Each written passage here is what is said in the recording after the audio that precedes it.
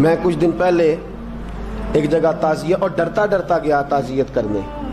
پرانے جاننے والے تھے, دوستوں کا رشتہ تھا, تو میں ایک ہی بیٹا تھا, تو وہ مجھے پتا چلا کہ ٹرین ایکسیڈنٹ میں انتقال کر گیا. تو میں ڈرتے ڈرتے گیا کیونکہ معاملہ مشکوک تھا. اور جب میں تعزیت کے لیے اندر پہنچا تو ہمارے جو انکل تھے, جن کا میرے دوست تھے, وہ ان کے کچھ عزیز کہنے لگا کہ حضرت جی آپ کے ساتھ والے باہر جا سکتے ہیں؟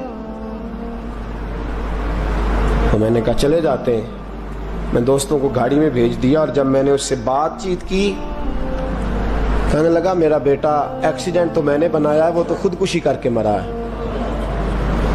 شادی کے 11 سال بعد خدا نے ایک بیٹا دیا تھا, اور مجھ سے غلطی یہ ہوئی, میں نے کہا میرے بیٹے کو تکلیف کوئی نہ آئے. اس کے منہ سے جو نکلا میں نے اسے دیا, جو اس نے مانگا میں نے دیا. کہتا ہے جو شخص 16,000 مہینے کا کمائے اور بیٹے کو 40,000 کا موبائل خرید کے دے, کہتا ہے میں نے ہر سہولت اسے دی. پھر ایک امیر کی لڑکی سے یونیورسٹی میں پڑھتے ہوئے اس کا تعلق بنا. بچی کے میسج بھی میں نے اپنے موبائل, اس بچے کے موبائل میں دیکھے, اور اس لڑکے نے جو میسج سینڈ کیے وہ بھی میں نے دیکھے. پھر میں گھر پہنچ گیا, میں نے بیٹے سے منتیں کی کہ بیٹا وہ ہمیں رشتہ نہیں دیں گے, ہماری برادری بھی چھوٹی ہے اور ہمارے جیب میں پیسے بھی کوئی نہیں. پھر میں ان کے گھر گیا, بیٹا نہ مانا, اور میں نے اس شخص کو بلا کے کہا تیری بیٹی کے میسیج ہیں, خدا را خیال کر, اور تیرے تو 7 بچے ہیں, میری گود میں تو ایک ہی پھول کھلا ہے, میں کدھر جاؤں, خیال کر. اس نے کہا دوبارہ تو نے نام لیا تو ایسے کیس میں باپ بیٹے کو پھنساؤں گا کہ ساری زندگی نکل نہیں سکو گے. نے کہا میں نے بیٹے سے کہا کہ بیٹا میں نے پگڑی تک رکھی ہے پر مجھے رشتہ نہیں ملا, تو باز آ جا. کہنے لگا 3 راتیں میرا بیٹا سویا نہیں, اور مجھے کہنے لگا حضرت جی وہ 4تھی رات سویا ہے تو دوبارہ اٹھا نہیں. مجھے کہنے لگا مجھے اجازت دو کہ میں اس بیٹی کو بھی قتل کر دوں اور اس کا باپ بھی قتل کر دوں, میرا تو گھر اجڑ گیا نا. وہ کہنے لگا میں کبھی کبھی دوستوں کے پاس جا کے رات گزار لیتا ہوں اور میں اپنے دل کو سکون دے لیتا ہوں, لیکن اس کی ماں اس کے جوتے سینے سے لگائے پھرتی ہے, اس کی اماں اس کے پرانے کپڑے لے کے سینے سے لگائے پھرتی ہے. کہنے لگا حضرت جی کوئی کوشش کرو, کوئی دعا کرو کہ اللہ مہربانیاں کرے. میں کہہ تو نہیں سکا ان سے, لیکن میرے دل میں خیال آیا کہ کس نے کہا تھا کہ بچہ یونیورسٹی میں کو ایجوکیشن میں داخل کراؤ, کس نے کہا تھا کہ اس کے ہاتھ میں آگ کا انگارہ دو. میرے دوست, آپ تیز آنچ تیز آگ جلا کے اس کے قریب مکھن رکھو, اور پھر مکھن سے کہو کہ ڈلنا نہ, پھر مکھن سے کہو کہ پگھلنا نہ. بھئی تیز آگ قریب جلا دی اور تو کہتا ہے پگھلنا, یہ کیسا ممکن ہے؟ ہو سکتا ہے؟ بولیے نا, ہو سکتا ہے؟ لڑکا اور لڑکی کٹھے کالج میں پڑھیں, ایک کمرے میں رہیں, ایک چھت کے نیچے رہیں, ایک دوسرے کو دیکھیں, نام جانیں, فون نمبر پاس ہو, اور پھر کہنا کہ تم عشق کا چکر نہ لڑانا, کیسے ممکن ہے؟ اور بڑے سیانے بندے کہتے ہیں حضرت صاحب اعتماد ہونا چاہیے اولاد پہ. میرے نبی پاک کو اپنی بیویوں پہ اعتماد نہیں؟ عبداللہ ابن مکتوم نابینے سے ابھی آئے ہیں تو حضور نے فرمایا پردہ کر لو, حضور کو اعتماد نہیں؟ مصطفیٰ سے پاک گھر کسی کا ہو سکتا ہے؟ فرمایا پردہ کر لو, نقاب ڈالو. سونے وہ تو نابینا ہے, فرمایا تمہیں تو نظر آتا ہے نا, ڈالو نقاب. یہ اعتماد ہونا چاہیے. یہ کیسا اعتماد ہے کہ تو تیز آگ جلائے اور مکھن قریب رکھ کے اعتماد کر, یہ کیسا اعتماد ہے؟ ایک حدیث سنانے لگا ہوں, زندگی بھر بھولنا نہ, دل کی تختی پہ لکھنا یہ روایت. توجہ ہے آپ کی؟ جاگ رہے ہیں؟ باہر والوں کو میری بات کی سمجھ آ رہی ہے؟ حدیث سنانے لگا ہوں, ابن حجر اسقلانی حدیث لائے ہیں. رسول پاک صلی اللہ علیہ وسلم نے فرمایا جہاں مرد اور عورت اکیلے ہوں وہاں تیسرا شیطان ہوتا ہے. یہ تو پہلے بھی سنے ہوں گے نا اتنے لفظ. اس سے آگے ہیں ابن حجر حدیث کے لفظ لائے. یا رسول اللہ صلی اللہ تعالی علیہ وسلم، مرد اور عورت اکیلے ہوں تو تیسرا شیطان ہوتا ہے؟ حضور نے فرمایا ہاں. عرض کی حضور اگرچہ وہ نیک ہو. جاگ رہے ہیں نا آپ لوگ؟ اگرچہ وہ جہاں مرد اور عورت اکیلے ہوں وہاں تیسرا شیطان ہوتا ہے.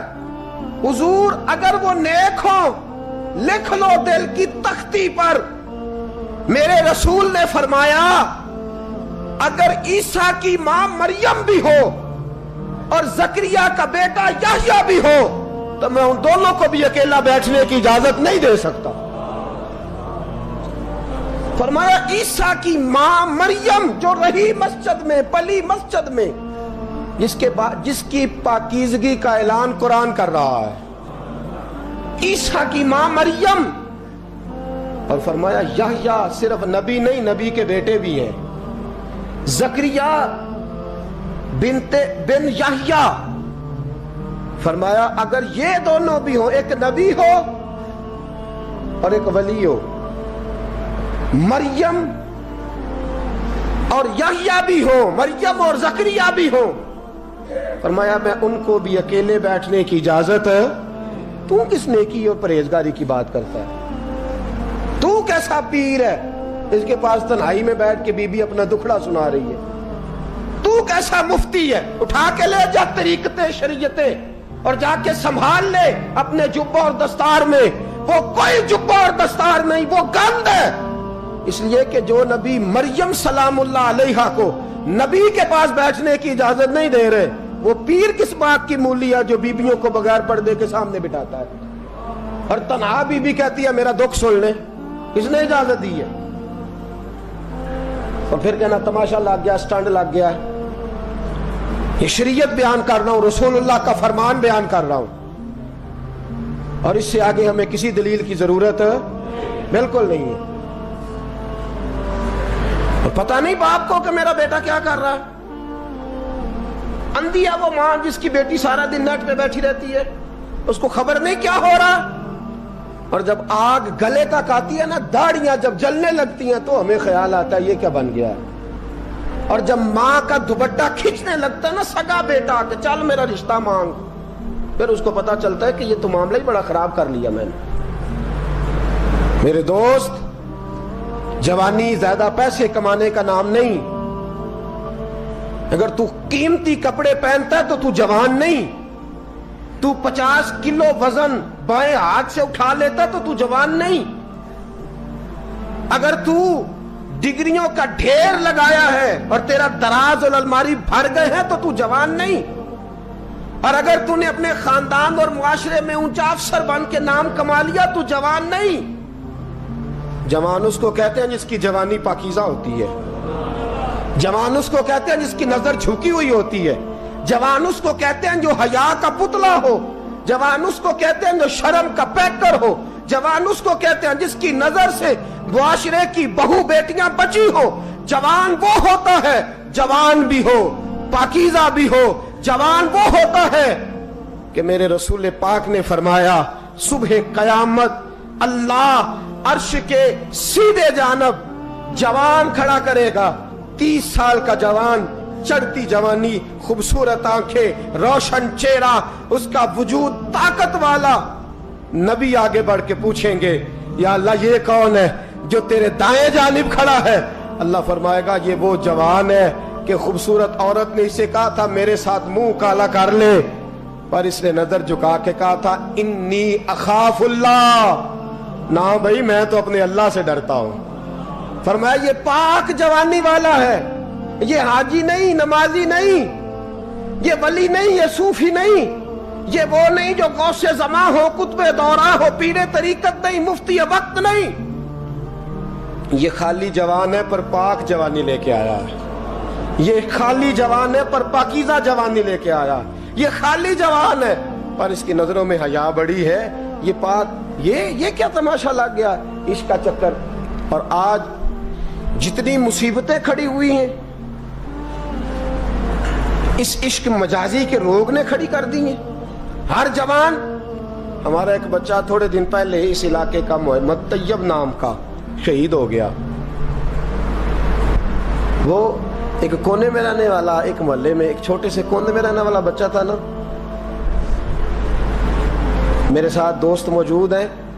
صبح سے لے کر ساری رات میں افسوس کرتا رہا میں جنازے میں کیوں نہیں گیا, میں جنازے میں کیوں نہیں گیا. وہ بچہ پاک فوج کا وہ شہادت اختیار کر گیا تو فخر سے سر بلند کر گیا اپنا. لیکن جو بی بی کے لیے ساری رات روتے رہتے ہیں وہ شہید ہو سکیں گے؟ جو ساری رات ٹھنڈ میں کھڑے ہو کے عورت کے ساتھ گفتگو کرتے رہتے اور جو سارا دن دل میں گند رکھتے ہیں بی بی کے لیے, ان کے ہاتھ میں تلوار آئے گی؟ یہ بہو بیٹیوں کی عزتیں بچا سکیں گے؟ عافیہ صدیقیہ جیلوں میں جل گئی امریکہ کی, اور وہ جب بھی خط لکھتی تھی کہتی تھی کوئی محمد بن قاسم نہیں بچا, وہ کہتی تھی کوئی شہاب الدین غوری نہیں بچا. اور وہ جب بھی, اب تو خیر اس کا ذہنی توازن ہی کام کرنا چھوڑ گیا, وہ بی بی جب بھی خط لکھتی تھی نا اہل پاکستان کو تو کہتی تھی پاکستان والوں بتاؤ کیا تمہارے اندر کوئی بھی خالد بن ولید کا ماننے والا نہیں؟ کیا کوئی نہیں تمہارے اندر جو علی کے نام کا نعرہ لگانے والا ہو؟ کوئی نہیں بچا جو فاروق اعظم کی سیرت کو فالو کرنے والا ہو؟ کوئی لاؤ جس کے ہاتھ میں تلوار